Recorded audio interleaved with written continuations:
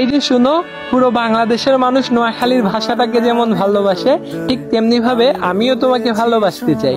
নোয়াখালীর মানুষরা যেমন সবসময় নোয়াখালী বিভাগ চাই, ঠিক তেমনি ভাবে আমিও সবসময় তোমাকে চাই। ভাষান্তরের বুকে যেমন রোহিঙ্গাদেরকে জায়গা করে দিয়েছে, ঠিক তেমনি ভাবে আমার বুকেও আমি তোমাকে জায়গা দিতে চাই।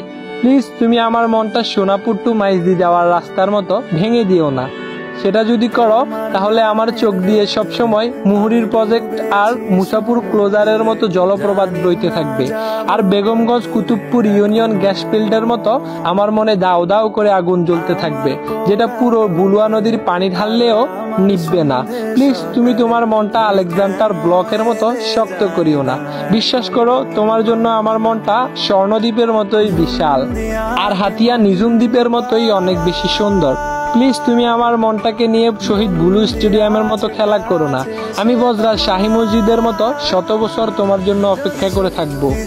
তুমি আমাকে ছেড়ে চলে গেলে আমার জীবনটা নোয়াখালী টু কোম্পানিগঞ্জ রাস্তার মতো এলোমেলো হয়ে যাবে।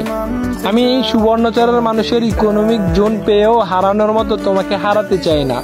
সুবর্ণচরের মানুষের স্টেডিয়াম, বিমানবন্দর, রেল লাইন পাওয়ার স্বপ্নের মতো আমিও তোমাকে পাওয়ার স্বপ্ন দেখে যাব সারা জীবন।